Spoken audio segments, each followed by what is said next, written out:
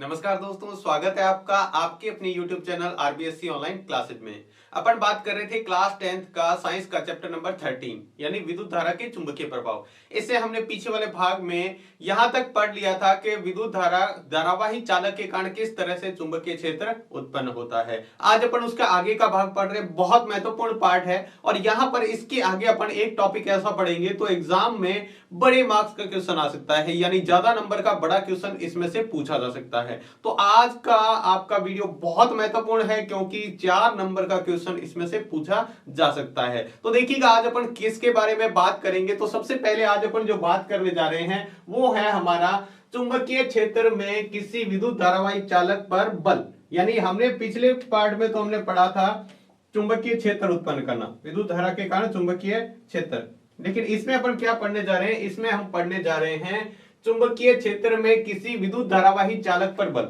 यानी अगर चुंबकीय क्षेत्र में कोई विद्युत धारावाही चालक रख देते हैं, कोई चालक होता है चुंबकीय क्षेत्र में, तो वो किस तरह से उसके ऊपर बल लगेगा उसके बारे में पढ़ेंगे। बहुत महत्वपूर्ण है, ध्यान से पढ़िएगा। आपका पीछे वाला इसके अंदर मिक्स नहीं होना चाहिए, तो थोड़ा सा इसको क्लियरली आप देखना और पूरा ध्यान से वीडियो देखना इसको। अगर आपने पीछे वाले वीडियो नहीं देखे तो लगातार आप सीरीज को देखते रहें ताकि ये चैप्टर आपको अच्छे से समझ में आता रहे। आज का चैप्टर आपका जो बड़े मार्क्स का क्वेश्चन है बिल्कुल आसान से तरीके से अगर आप पूरा वीडियो देखोगे तो निश्चित तौर पे आपको वो टॉपिक एकदम आसानी से क्लियर हो जाएगा। तो चलिए बात करते हैं। देखो हमारे जो एक बात करते हैं, एक वैज्ञानिक है, फ्रांसीसी वैज्ञानिक आंद्रे मेरी एम्पियर वैज्ञानिक का नाम है, ने बताया कि चुंबक भी, ये क्या होता है, चुंबक को भी विद्युत धारावाही चालक पर परिमाण में समान परंतु विपरीत दिशा में बल आरोपित करना चाहिए। अपन कहते हैं अगर चुंबक क्या कर रही है, किसी धारावाही चालक को अपनी तरफ खींच रही है तो चुंबक का क्या होना चाहिए, उतनी ही मात्रा में, उतने परिमाण, समान परिमाण का मतलब होता है उतनी ही, जितना मान उसका है उतना ही मान क्या होना चाहिए, चुंबक द्वारा विपरीत दिशा में बल लगाना चाहिए। हालांकि अपन आगे पढ़ेंगे, जो हमने वैसे तो 9th क्लास में भी पढ़ा है, न्यूटन के नियम, न्यूटन का तीसरा नियम क्या कह रहा है, क्रिया प्रतिक्रिया का नियम, यानी किसी भी तरफ अपन बल लगाते हैं तो विपरीत दिशा में उतना ही बल लगता है। ये हमने 9th क्लास में पढ़ा था, ठीक है। तो यही अपन आंद्रे जो है, आंद्रे मेरी एम्पियर यही कह रहे हैं कि अगर चुंबक धारावाही चालक पर बल लगा रहा है तो चुंबक का उतना ही परिमाण में विपरीत दिशा में बल लगना चाहिए। अब अपन आगे बात करते हैं किसी विद्युत धारावाही चालक पर चुंबकीय क्षेत्र के कारण लगने वाला बल, किस तरह से बल लगता है उसको हम बात करेंगे। इस छोटे से एक्सपेरिमेंट से इसको समझते हैं। क्या है एक्सपेरिमेंट, अगर ये आपको समझ में आ गया तो ये सारी चीजें आपको रटनी नहीं पड़ेगी। देखो मैं आपको हर चीजें इसलिए आपको चित्र से समझाता हूं, आप चित्र को अच्छी तरह गौर से याद कर लीजिएगा, आपको चीजें रटने की जरूरत नहीं पड़ेगी, ये इतनी थ्योरेटिकल आपको रटने की जरूरत नहीं पड़ेगी। तो देखो हमारा क्या है, ये एक चुंबक है, यू के आकार का चुंबक है, आपको दिख रहा होगा यू के आकार का चुंबक है। ये हमारा है उत्तरी दक्षिणी ध्रुव और ये है हमारा उत्तरी ध्रुव, ये है हमारा एन और वो है एस, ठीक है, आपको दिखाई दे रहा है अच्छे से। अब अपन बात करते हैं इसके अंदर बात करें तो देखो यहां पर फिर क्या है, ये हमने क्या लिया है, एक एल्यूमिनियम की छड़ ली है, ये आपको दिख रहा है, ये हमारी क्या है, एल्यूमिनियम की छड़ है। किसकी, एल्यूमिनियम की छड़ ले रखी है, इसके अंदर से हम धारा प्रवाहित कर रहे हैं। देखो बाहर से ये चुंबक इसके साइड में रखा हुआ है, चुंबक को बीच में रखा हुआ है, चुंबक देखो यू आकार की ऐसे है और इसके बीच में ऐसे रखा हुआ है छड़ को, ये हमारी यू आकार की चुंबक है और इसके बीच में ऐसे छड़ को रखा हुआ है। चित्र आप ऐसे दर्शा नहीं सकते तो इस तरह से चित्र बनाया है। इसको एक विद्युत धारा से जोड़ दिया गया है। देखो एक कोना ये रहा इस छड़ का, दो एक बैटरी के एक सिरे से, ये हमारी बैटरी है, ठीक है, और दूसरा सिरा इसको देखो यहां से जोड़ रखा है और इस तरह से इसको जोड़ रखा है। ये हमारी एल्यूमिनियम की छड़ है और ये चुंबक है। अब देखो किस तरह से इसके ऊपर व्यवहार करती है। जब इसमें विद्युत धारा प्रवाहित होती है, जब इसके अंदर अपन इसके अंदर जब विद्युत धारा प्रवाहित नहीं कर रहे हैं, देखो जब इस एल्यूमिनियम छड़ के अंदर कोई विद्युत धारा नहीं बह रही है, हमारे यहाँ ये स्विच ऑफ है, बंद कर रखा है स्विच, तो ये चुंबक पास ले जाने से एल्यूमिनियम की छड़ पर कोई प्रभाव नहीं पड़ता है। अपन जानते हैं कि एल्यूमिनियम की छड़ लोहे की छड़ को आकर्षित या प्रतिकर्षित नहीं करती है। लोहा एल्यूमिनियम को आकर्षित या आकर्षित नहीं करता है, यानी अपनी तरफ नहीं खींचता है एल्यूमिनियम को। चुंबक है, जो चुंबक क्या करता है, लोहे की वस्तुओं को अपनी तरफ आकर्षित करता है। चुंबक की बात कर रहे हैं, चुंबक लोहे की वस्तुओं को आकर्षित करता है, एल्यूमिनियम को आकर्षित नहीं करता है। तो जब हम इसको अंदर विद्युत धारा प्रवाहित करें तो इस एल्यूमिनियम की छड़ पर कोई प्रभाव नहीं पड़ रहा है। और जैसे ही इसके अंदर विद्युत धारा प्रवाहित करेंगे तो ये क्या करेगा, चुंबक का एक ध्रुव अपनी तरफ आकर्षित करेगा। तो यही लिखा हुआ है। तो इसमें विद्युत धारा प्रवाहित होती है तो चुंबक में से एल्यूमिनियम की छड़ विक्षेपित होती है। चुंबक से क्या है, एल्यूमिनियम की छड़ क्या होती है, इस चुंबक से विक्षेपित होती है। ये जो एल्यूमिनियम की छड़ है वो चुंबक से क्या होती है, विक्षेपित होती है। ये एल्यूमिनियम की छड़ चुंबक की तरफ मान लो या तो चुंबक की तरफ खींच रही है या चुंबक से दूर जा रही है। लेकिन जैसे ही हम क्या करते हैं और दूसरी तरफ चुंबक के ध्रुव पर बदलने पर विक्षेप दूसरी तरफ हो जाता है। अब हम एक बार एस ध्रुव इसके पास ले गए तो ये क्या कर रहा था, एक तरफ विक्षेप दिखा रहा था, यानी मान लेते हैं एस ध्रुव की तरफ ये क्या कर रहा था, आकर्षित हो रहा था। जब हम इसके पास एन ध्रुव को लेकर गए तो ये विक्षेप उल्टी तरफ यानी इसको प्रतिकर्षित करने लग गया। दो चुंबक में यही होता है। मान लो दो चुंबक पास में लेके आ रहे हैं, ये हमारी एक चुंबक है, ये दूसरी है। अगर समान ध्रुव है तो क्या करेगा, प्रतिकर्षित करेगा। हमने चैप्टर में शुरू में पढ़ागा, समान ध्रुव है तो प्रतिकर्षित करेगा और अलग अलग ध्रुव है तो आकर्षित करेगा। तो ये जो छड़ है एल्यूमिनियम की, ये जो एल्यूमिनियम की छड़ है ये क्या होता है, जब एस ध्रुव को ले जाते हैं तब तो ये इसके आकर्षित हो रही है, और जब एन ध्रुव को इसके पास ले जा रहे हैं तो ये इसको दूर हट रही है। यानी एक ध्रुव को ले जा रहे हैं तब तो अलग दिशा में विक्षेप आ रहा है, दूसरी ध्रुव को ले जा रहे हैं तो दूसरी दिशा में विक्षेप आ रहा है, दूसरी तरफ विक्षेप होता है। अतः इसमें विद्युत धारा प्रवाहित करने पर चुंबक तथा एल्यूमिनियम की छड़ के बीच एक बल उत्पन्न हो जाता है। ये किसके कारण हो रहा है, इसके अंदर एक बल उत्पन्न हो जाता है। जब इसके अंदर धारा प्रवाहित करें तो इसके अंदर एक बल उत्पन्न हो जाता है।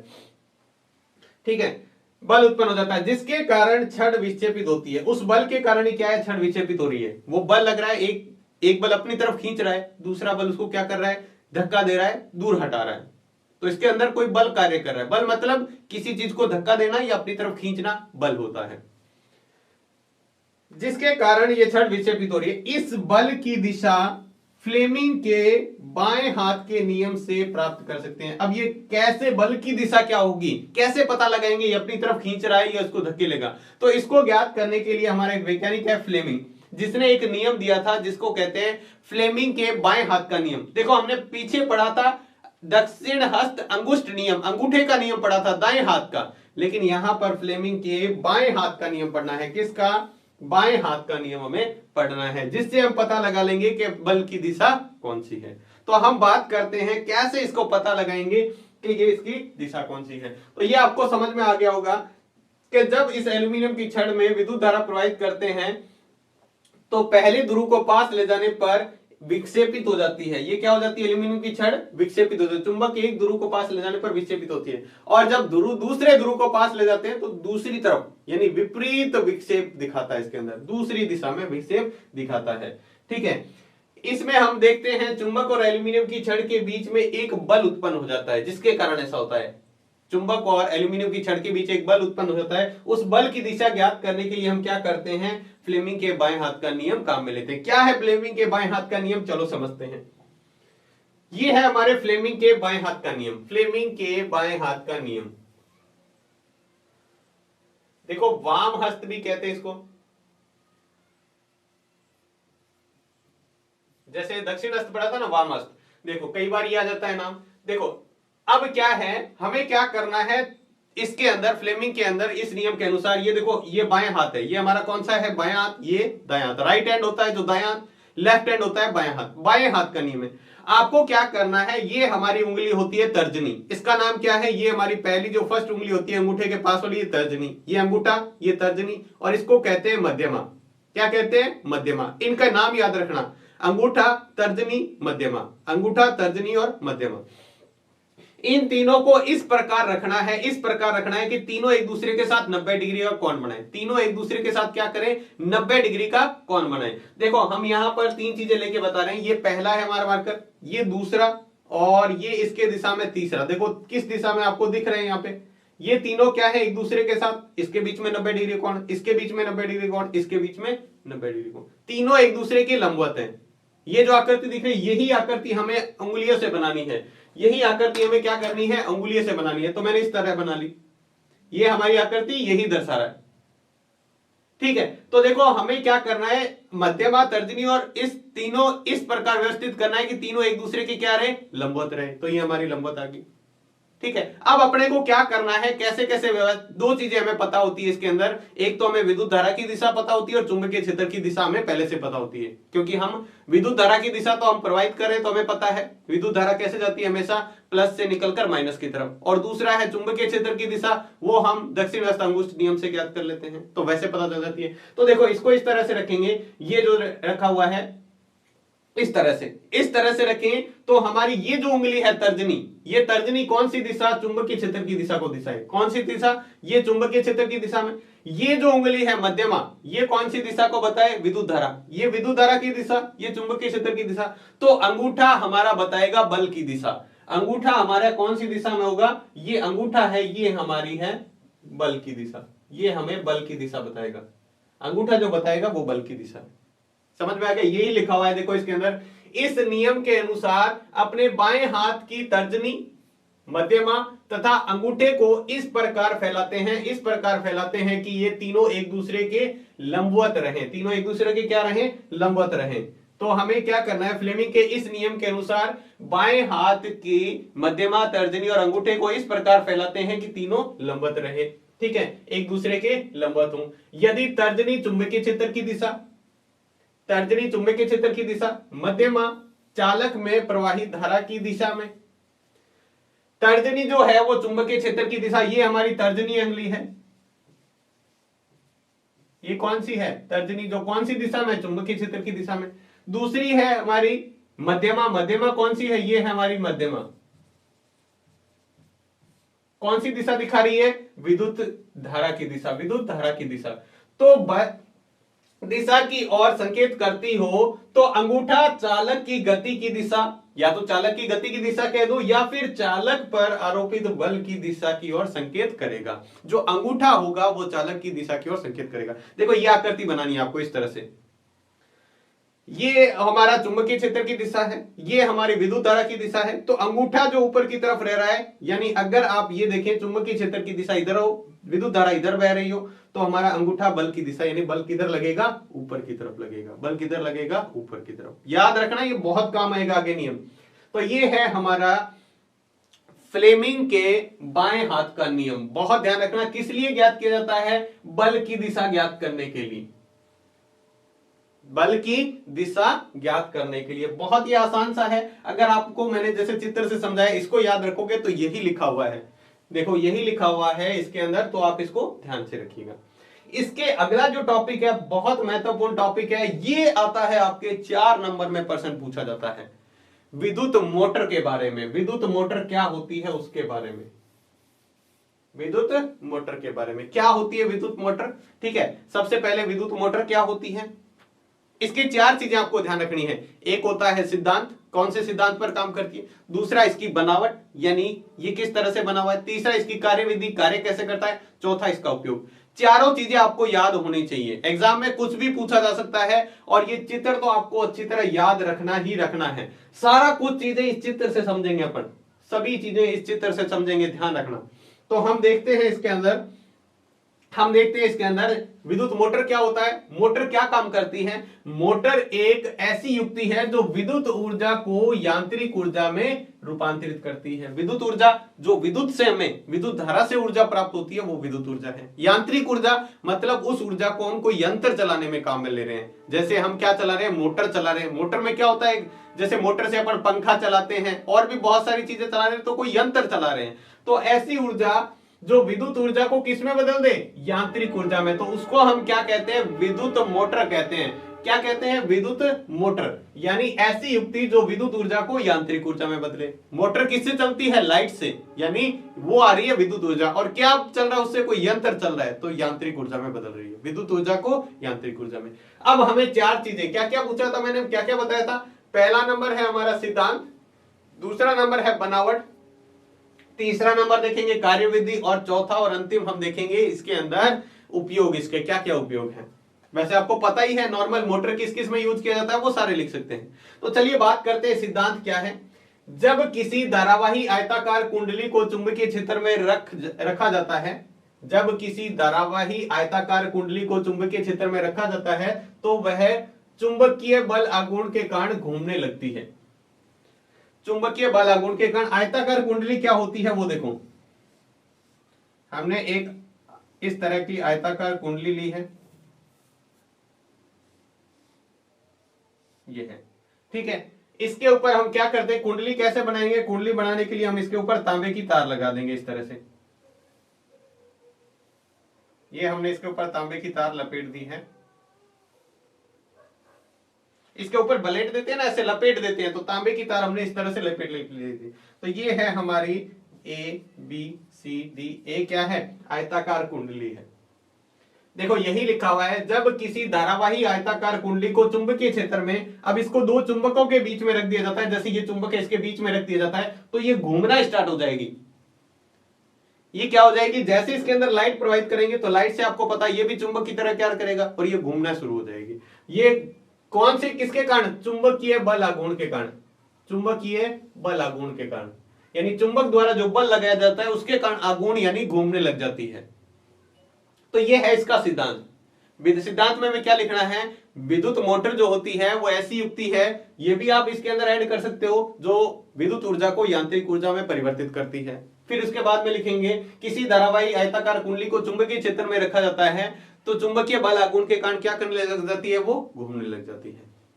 ठीक है, ये तो आपको याद रखना है सिद्धांत। अब इसके बाद में जो चीजें हैं ना वो हम इस चित्र से याद रखेंगे। अब हम सारी चीजें इस चित्र से याद रखने वाले हैं। ये हमारा चित्र है विद्युत मोटर का और इससे हम इसको याद रखने वाले हैं। तो चलिए बात करते हैं इसकी बनावट या रचना कैसी है, यानी ये कैसे इसकी बनाई जाती है विद्युत मोटर, कैसे बनी होती है उसके बारे में। हमें घर में बहुत सारे मोटर देखते हैं जो पानी ऊपर चढ़ाने के लिए, या हमारे कूलर में, पंखे में, इनमें मोटर लगी होती है, तो किस तरह से होती है वो बात करते हैं। तो विद्युत मोटर के निम्न 4 भाग होते हैं। हमारे विद्युत मोटर के कितने भाग हैं, 4 भाग हैं। आइए बात करते हैं कौन कौन सा। सबसे पहले है क्षेत्र चुंबक। सबसे पहले हमारा कौन सा है, क्षेत्र चुंबक। सबसे पहले है क्षेत्र चुंबक। ये जो दो बड़े बड़े चुंबक लगे हुए हैं, एक तरफ है एन और दूसरी तरफ है एस, एन और एस। ये देखो ये है हमारा एन, ये आपको दिख नहीं रहा, मैं इसको क्लियर बना देता हूं, ये है एस। दो बड़े बड़े हमारे चुंबक हैं एन और एस, ठीक है, क्षेत्र चुंबक, इनको कहते हैं क्षेत्र चुंबक। उसके बाद में दूसरा है आर्मेचर। आर्मेचर ये जो कुंडली है ना अंदर रखी हुई, इस कुंडली को हमारे, ये देखो ए बी सी डी ये दिख रहा है, ए बी सी डी, ये यहां से इस तरह से,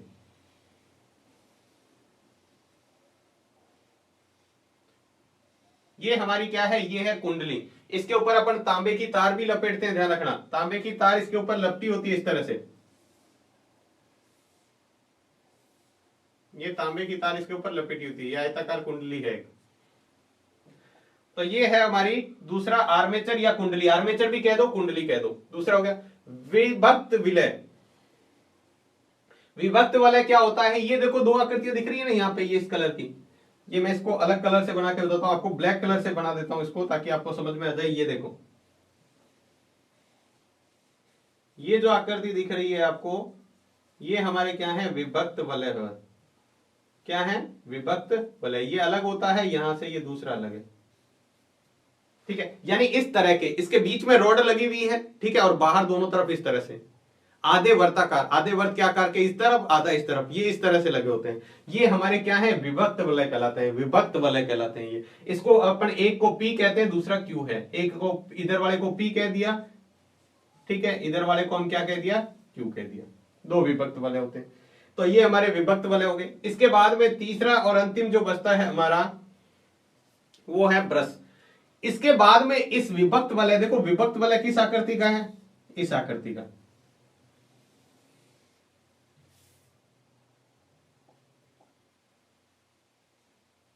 विभक्त वलय देखो इस आकृति के होते हैं, ठीक है। इसके ऊपर देखो, इसके ऊपर ब्रश लगा होता है कुछ इस जैसे, ये इस तरह से, ये इस तरह से ब्रश लगा होता है इसके ऊपर, ये इसके ऊपर टच किया हुआ रहता है, ये ऊपर टच रहता है। तो ये इधर भी लगा हुआ है, ये देखो एक्स लिखा हुआ ये रहा, और इधर भी लगा हुआ है वाई। तो दो ब्रश भी होते हैं इसके अंदर। तो ये हो गए हमारे ब्रश। अब देखो इसके बनावट में लिखना क्या है। क्षेत्र चुंबक क्या होते हैं, दो शक्तिशाली चुंबक होते हैं, दो शक्तिशाली चुंबक एन व एस होते हैं, जिसको हम क्या कहते हैं, क्षेत्र चुंबक। पहला भाग हमारा, इसके अंदर लिखना क्या है वो बताएंगे आपको। इसके अंदर चारों के अंदर लिखना क्या है, ऐसे लिख के नहीं छोड़ना, इसके अंदर आपको लिखना है। तो सबसे पहले हम देख रहे हैं क्षेत्र चुंबक में क्या लिखना है। तो इसमें दो शक्तिशाली चुंबक N व S होते हैं, दो शक्तिशाली चुंबक N व S होते हैं। ठीक है, ये हो गया। दूसरा आर्मेचर। आर्मेचर क्या होती है?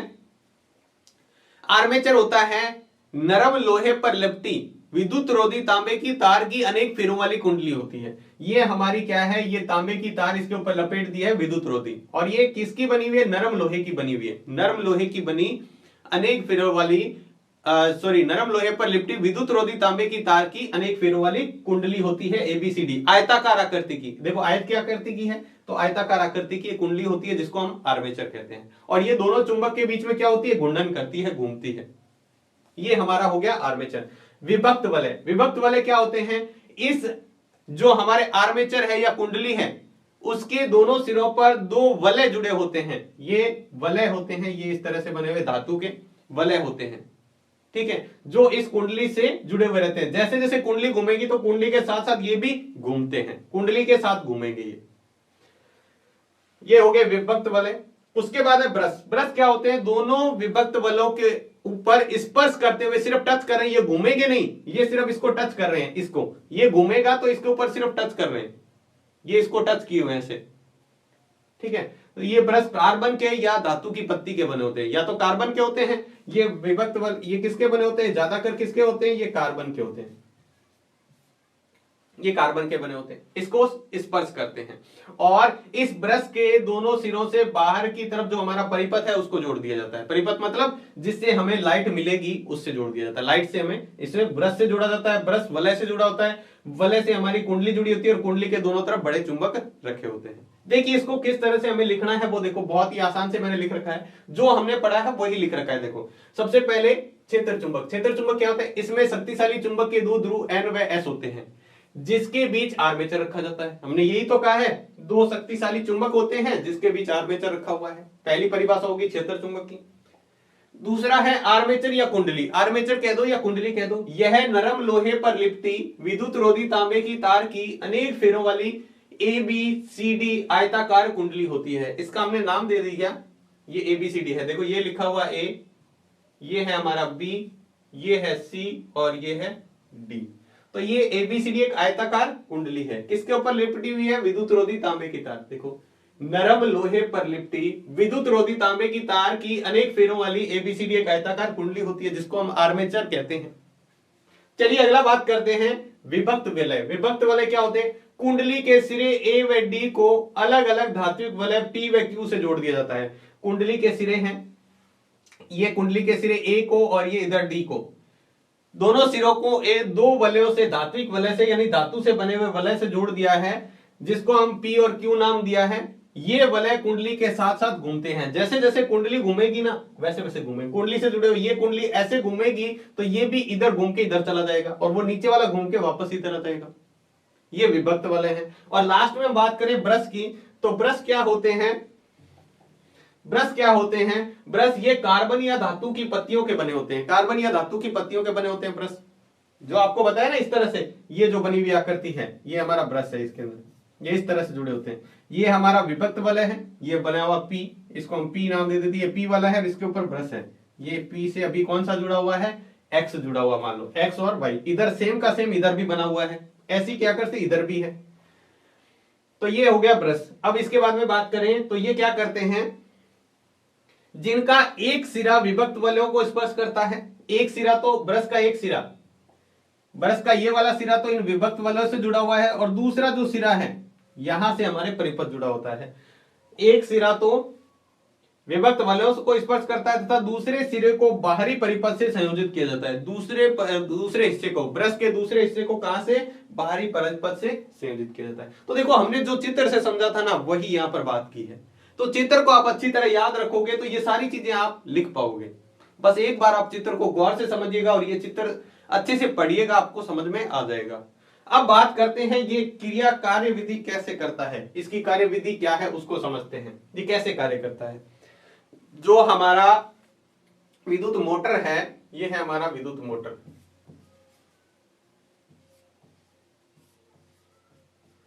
कैसे कार्य करता है उसको देखते हैं। चलिए बात करते हैं। तो सबसे पहले हम क्या करते हैं, जैसे इसके अंदर स्विच ऑन करते हैं, यहां से हमने स्विच ऑन किया, ये हमारा बड़ा वाला भाग है, इसको हम प्लस कहते हैं, ये छोटा भाग है, छोटे वाले भाग को माइनस कहते हैं। जैसे हम स्विच को ऑन करेंगे, विद्युत धारा प्लस से होते हुए यहां से इस तरह से जाते हैं, यहां से जाएगी, यहां से इस तरह से ए से जाएगी बी में, बी से सी में, इधर जाएगी, सी से डी में जाएगी, और डी से वापस होते हुए इस तरह से यहां पर आएगी। ठीक है, विद्युत धारा भरी। अब आप बात मेरी ध्यान से सुनिएगा, जब विद्युत धारा हम इसको ऑन करते हैं तो विद्युत धारा कहां से, ए से बी और सी से डी की तरफ जाती है। तो फ्लेमिंग के बाएं हाथ के नियम से, फ्लेमिंग का बाएं हाथ का नियम क्या कहते हैं, अगर हम इस मध्यमा को विद्युत धारा की दिशा में रखें, देखो मैंने ऐसे रख दिया, मैंने इसको ऐसे रखा, तो बताओ ऐसे रखेंगे तो ये चुंबकीय क्षेत्र की दिशा, यानी चुंबकीय क्षेत्र की दिशा इधर होगी, और अंगूठा कहां है, ऊपर की तरफ, तो ये क्या करेगा, ये जो है वो इस तरह से घूमेगा। तो फ्लेमिंग के बाएं हाथ के नियम से क्या है, बल है वो ऊपर की तरफ कार्य करता है, ए बी पर बल ऊपर की तरफ कार्य करेगा और सी डी को नीचे की तरफ। सी डी में देखो क्या है, ये विद्युत धारा की दिशा कुछ इस तरह से काम करेगी, यहां पे उल्टी दिशा में, ये देखिएगा इस तरह से काम करेगी। अब विद्युत धारा देखो नीचे की तरफ, चुंबकीय क्षेत्र इधर की तरफ, और ये नीचे की तरफ कार्य करेगा। तो बाएं हाथ का, फ्लेमिंग के बाएं हाथ का नियम काम में लेंगे तो ये ए बी तो ऊपर की तरफ घूमेगा, ए बी को हम घुमाएंगे तो ऊपर की तरफ घूमेगा ऐसे, और सी डी क्या करेगा, नीचे की तरफ, यानी ये ऐसे रखा हुआ है, ये ऐसे आएगा, ऐसे घूमेगा। विद्युत धारा जैसे प्रवाहित करेंगे तो ये भी एक चुंबक की तरह कार्य करेगा, क्योंकि ये क्या है, ये एक विद्युत रोधी तांबे की तार की लपेट यानी एक फेरों वाली कुंडली है। आपको पता है जब कुंडली के अंदर विद्युत धारा प्रवाहित होती है तो किसकी तरह व्यवहार करती है, चुंबक की तरह। तो ये भी चुंबकीय क्षेत्र है, ये भी है, तो ये एक दूसरे को क्या करेगा, इस तरह से बल लगाएगा कि ये ऊपर की तरफ ऐसे घूमेगी, ऊपर की तरफ घूमी। ठीक है, इसमें तो बल ऊपर की तरफ लग रहा है, ऊपर की बल लग रहा है, यहां पर बल किधर लग रहा है, नीचे की तरफ, ये बल की बात कर रहे हैं यहां पे। ठीक है, और जैसे ये कुंडली घूमेगी तो ये वाला जो सिरा है, अब देखो कैसे हो जाएगी ये कुंडली, ये इस तरह से बन जाएगी, आधा चक्कर पूरा हो जाएगा जब इसका, तो क्या हो जाएगा, देखो ये मेरा हाथ ऐसे है, ये घूम के और ऐसे आ गई, तो इधर वाला सी और डी इधर आ जाएंगे, ए बी और बी उधर चले जाएंगे, यानी इधर तो आ जाएगा डी, इधर आ जाएगा सी, इधर आ जाएगा बी, और इधर आ जाएगा ए, और इधर से जुड़ा हुआ था विभक्त बल है वो भी इधर आ जाएगा, और इधर वाला जुड़ा हुआ था वो इधर जो विभक्त बल है जुड़ रखा था, पहले इधर विभक्त बल है कौन सा है, ये जो जुड़ा हुआ है विभक्त बल है ये है P, और इधर यहां पे कौन सा जुड़ा हुआ है Q। अब ये घूमेगा तो Q इधर आ जाएगा, P इधर चला जाएगा, जबकि ब्रश वो ही रहते हैं, ब्रश चेंज नहीं होते हैं, ब्रश यहां यही रहेगा, इसके साथ ब्रश X जुड़ा हुआ था, इसके साथ Y तो ऐसे ही रहेगा। पहले ब्रश X P से जुड़ा हुआ है, वलय P से ब्रश X स्पर्श है और Q से Y, लेकिन आधा चक्कर जैसे ही कंप्लीट हो जाएगा, आधे चक्कर के बाद में Q इधर चला जाएगा और P इधर आ जाएगा, तो अब X के साथ कौन जुड़ा हुआ है, Q, और P के साथ कौन स्पर्श किया हुआ है, Y। ठीक है, तो फिर से ये क्या होगा, अब क्या होगा, यहां पे जैसे ये था पहले, ये हमने कहा ऐसे, ठीक है, और ये घूम के इधर चला गया, अब वापस से ये क्या करेगा, यहां पर वही बात है कि धारा इधर से ही जा रही है, धारा तो इधर से ही जा रही है ना, विद्युत धारा इधर से जा रही है, इधर से जा रही है, तो ये फिर से बल ऊपर की तरफ लगेगा और वो नीचे की तरफ, तो ये ऐसे घूर्णन करता रहेगा, ये ऐसे घूर्णन करता रहेगा। इसको देखो हमने किस तरह से लिखा हुआ है, इसको पढ़ते हैं, तो देखो यहां पर, यहां है हमारी कार्यविधि।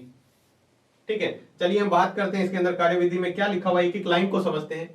जब कुंडली एबीसीडी में धारा प्रवाहित करते हैं, जब हमारी कुंडली है ये, ठीक है, इसके अंदर धारा प्रवाहित करते हैं तो क्या होता है, फ्लेमिंग के बाएं हाथ के नियमानुसार भुजा AB पर ऊपर की ओर, AB पर तो ऊपर की ओर, और CD पर नीचे की ओर बल कार्य करता है, AB पर ऊपर की ओर और CD पर नीचे की ओर। यही तो मैं कह रहा था, यहाँ पे इस तरह से ये इधर वाला हिस्सा है हमारा A और इधर वाला हिस्सा है AB और ये CD, तो ये ऊपर की तरफ कार्य करेगा, ये अंगूठा है हमारा, ये ऊपर की तरफ आएगा और वो वाला हिस्सा नीचे की तरफ जाएगा। ठीक है, तो यही लिखा हुआ है इसमें, AB ऊपर की ओर और CD नीचे की ओर कार्य करता है, जिससे कुंडली दक्षिणावर्त दिशा में घूमती है। दक्षिणावर्त मतलब दक्षिणावर्त मतलब इस तरह से, दक्षिण की दिशा में, ये समझ लो उत्तरी ध्रुव से दक्षिणी ध्रुव की तरफ जा रहे हैं, तो ये दक्षिणावर्त घूमती है। ठीक है, दक्षिणावर्त मतलब क्या होता है, घड़ी की उल्टी दिशा में, घड़ी की उल्टी दिशा में। जैसे ये घड़ी घूम रही है तो इस तरह से घूम के जाएगा, इस तरह से ऊपर से ऐसे, इस तरह से। तो ये क्या होती है, दक्षिणावर्त, दक्षिणावर्त की दिशा में घूमता है। इसके बाद में हमने देखा है आधे घूर्णन के पश्चात, जैसे ही आधा चक्कर पूरा हो जाएगा, ए बी और सी डी अपने स्थानों को बदल लेती है। अब ए बी और सी डी अपने स्थानों को बदल लिया, देखो अब ऐसी स्थिति आ जाएगी, सी डी इधर आ जाएंगे और ए बी इधर चला जाएगा आधे चक्कर के बाद। ठीक है, तो जैसा ऐसे स्थिति आ जाती है तो क्या होता है, अब y के संपर्क में P और x के संपर्क में Q आ जाता है। हमने यही तो कहा है। अब y के संपर्क में कौन है, y के संपर्क में है P और x के संपर्क में है Q आ जाता है। ठीक है, और धारा D से C और B से A की तरफ, D से C और B से D से C की तरफ जाती है, C से B की तरफ, फिर B से A की तरफ जाती है। और हम कहते हैं, और फ्लेमिंग के नियमानुसार CD पर ऊपर की ओर और AB के नीचे की ओर बल लगता है। अब CD पर ऊपर की ओर बल लगेगा और AB पर नीचे की ओर ऐसे घूमेगा, वापस बल कार्य करता है। तो कुंडली को पहले की दिशा में घूमती है, तो कुंडली पहले भी वैसे ही घूम रही थी, अब भी वैसे ही घूम रही है। ठीक है, तो एक ही दिशा में होती रहती है और यह क्रिया लगातार होती रहती है, यानी ये बार बार ऐसी क्रिया चलती रहती है, ऊपर की तरफ नीचे की तरफ बल लगता रहता है, ये घूर्णन ऐसे चलता रहता है। आर्मेचर के साथ शाफ्ट जोड़कर मशीन चलाई जाती है। अब देखो ये घूमना जब स्टार्ट हो गई, ये जब घूमना स्टार्ट हो गई, इसके साथ कुछ भी जोड़ दो वो भी घूमेगा। इस शाफ्ट के साथ आपने कुछ भी जोड़ दिया तो ये शाफ्ट घूम रही है, तो इसके साथ और भी क्या चीजें, जो चीज आपने जोड़ी है वो भी क्या करने लग जाएगी, घूमने लग जाएगी।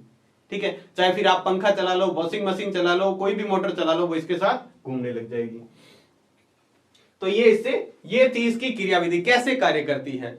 अब इसको देखो, मोटर आपको पता है छोटी मोटर भी आती है, बड़ी मोटर भी होती है। तो हम यहां पर देखते हैं व्यवसायिक मोटर या मोटरों की शक्ति बढ़ाना। हम बात करते हैं आधा एचपी की मोटर, 1 एचपी की मोटर, 2 एचपी की मोटर, इस तरह से 5 एचपी की मोटर। तो क्या होता है, एचपी मतलब हॉर्स पावर, 1 हॉर्स पावर में 746 वॉट होता है। ये थोड़ा सा आपको जनरल नॉलेज के लिए बता देते हैं, वैसे तो आपके नहीं है। 1 एचपी बराबर होता है 746 वॉट, 746 वोल्ट होता है। आधा एचपी की आती है, 1 एचपी की आती है मोटर। ठीक है, तो कैसे इस मोटर की शक्ति बढ़ा सकते हैं। हॉर्स पावर मतलब अश्व शक्ति या हॉर्स पावर, एचपी मतलब हॉर्स पावर अश्व शक्ति। इसकी एचपी को कैसे, हॉर्स पावर को यानी इसको शक्ति को कैसे बढ़ा सकते हैं। तो देखो इसके नियम, स्थायी चुंबक के स्थान पर विद्युत चुंबक का प्रयोग करके। ये जो हमने चुंबक काम लिया ना, यहाँ ये स्थायी चुंबक है, हमारी प्राकृतिक चुंबक है। इसकी जगह हम क्या कर सकते हैं, विद्युत चुंबक काम में ले सकते हैं। विद्युत चुंबक लेंगे, विद्युत चुंबक ज्यादा ताकतवर होती है, तो उससे क्या होगी, जो मशीन की ताकत है, मोटर की ताकत है, वो बढ़ जाएगी, मोटर की शक्ति बढ़ जाएगी। दूसरा है कुंडली के फेरों की संख्या बढ़ाकर। ये जो कुंडली के अंदर फेरों की संख्या बढ़ा देते हैं ना, ये कुंडली में ज्यादा फेरे कर देंगे, ये कुंडली में जो फेरों की संख्या है वो आप बढ़ा दो इस तरह से। ये हमने फेरों की संख्या बढ़ा दी, यहाँ फेरे कम है, यहाँ ज्यादा है, तो इसकी शक्ति क्या होगी, ज्यादा होगी। और तीसरा और अंतिम है, हम क्या कर सकते हैं, कुंडली को नरम लोहे की रोड पर लपेटकर। अगर सीधी कुंडली आपने बना रखी है तो उसको नरम लोहे की रोड पर लपेट देंगे, तब भी उसकी क्या हो जाएगी, शक्ति बढ़ जाएगी। तो ये तीनों चीजें बढ़ा देंगे तो मोटर की शक्ति बढ़ती रहती है। जैसे जैसे ये तीनों चीजें बढ़ाते रहेंगे तो वैसे वैसे मोटर की शक्ति बढ़ती रहेगी। ठीक है, तो जब कम रखेंगे तो कम पावर की मोटर होगी, ज्यादा रखेंगे तो ज्यादा पावर की मोटर होगी। अब इसके बाद में अंतिम टॉपिक हमने बात कर ली। देखो यहां पर हमने सबसे पहले सिद्धांत की बात की, उसके बाद में बनावट कह दो या रचना कह दो उसकी बात की, फिर हमने कार्यविधि भी देख ली है, कार्य कैसे करती है, काम कैसे करती है, और अंत में हम देख रहे हैं इसके उपयोग। बहुत ही सिंपल से आपको पता है, विद्युत मोटर जो है, विद्युत मोटर की बात करें तो विद्युत मोटर के उपयोग विद्युत पंखों, किसमें किया जाता है, पंखों में किया जाता है। आपको पता है विद्युत मोटर का उपयोग पंखे अपने जो चलते हैं उसमें मोटर लगी होती है। विद्युत मिश्रकों मतलब मिश्रित करने के लिए अपन देखते हैं कंकर पत्थर वगैरह या आरसीसी वगैरह लगाते हैं ना, जो घूमने के लिए वो काम में लेती है, वहां पर भी काम में लिया जाता है मिश्र को, यानी मिश्रित करने के लिए। वॉशिंग मशीन में कपड़े धोते हैं, वहां भी अंदर मोटर लगी होती है। कंप्यूटरों में भी मोटर लगी होती है पंखे वगैरह घुमाने के लिए। और MP3 प्लेयर, जो MP3 प्लेयर आते हैं उसके अंदर भी मोटर लगी होती है। देखो मोटर का साइज इतना सा लगा के, और बड़ी बड़ी साइज तक आपने देखा होगा मोटर होती है। ट्यूबवेल पर जो मोटर लगती है बहुत बड़ी बड़ी साइज की होती है। तो ये मोटरें अलग अलग तरह से कार्य करती है। तो क्या क्या उपयोग है, सिंपल से आपको उपयोग पंखों में आपको नॉर्मली पता है, पंखों में, कंप्यूटरों में, वॉशिंग मशीन में, ठीक है, MP3 प्लेयर में, इनमें क्या किया जाता है, विद्युत मोटर का उपयोग किया जाता है। तो ये था हमारा आज का बहुत ही महत्वपूर्ण टॉपिक। सबसे पहले अगर किसी धारावाहिक चालक के कारण चुंबकीय क्षेत्र में किस तरफ से बल लगेगा, कैसे बल लगता है, बल की दिशा क्या होती है, वो हमने बात की। फ्लेमिंग के बाएं हाथ का नियम पढ़ा। उसके बाद में बहुत महत्वपूर्ण टॉपिक अपने बात की कि विद्युत मोटर क्या होती है, किस तरह से कार्य करती है, इसकी बनावट क्या है, कार्यविधि क्या है, इसके उपयोग क्या है। बहुत महत्वपूर्ण है। विद्युत मोटर आपके 4 नंबर में पूछा जा सकता है चित्र सहित। तो सबसे पहले इसका आप चित्र याद कीजिएगा। चित्र बनाने के लिए देखो आपको कुछ नहीं करना है, मैं बताता हूं इस तरह से बनाना है। वो बुक वाला चित्र आपसे नहीं बने तो आप कुछ इस तरह से चित्र बना सकते हो। देखो हमने पहले क्या है, 2 बड़े बड़े चुंबक ले लिए। आप कॉपी में बनाओगे तो इस तरह से, एक तरफ आप N लिख दो, दूसरी तरफ हमने क्या लिख दिया यहाँ पर S। ये हमारा चुंबक हो गया। इसके बाद में आपको कुंडली बनानी है तो कुंडली आप बना सकते हो। किस तरह से, आपको जरूरी नहीं है किताब वाली बनाओ, आप इस तरह से बना दो, ठीक है। और इसको इस तरह से लगा देना, ये हमारी कुंडली होगी। कुंडली के बाद में हमारी क्या है, यहां पर लगे होते हैं 2 वलय। आप इसको इस तरह से दर्शा देना, 2 वलय को इस तरफ, इधर भी दर्शा देना, ठीक है। और इनके बीच में जो होती है वो रॉड लगी होती है इस तरह से, ये रॉड होगी। और इसके ऊपर लगे होते हैं ब्रश। इस ब्रश को बाहर एक परिपथ से,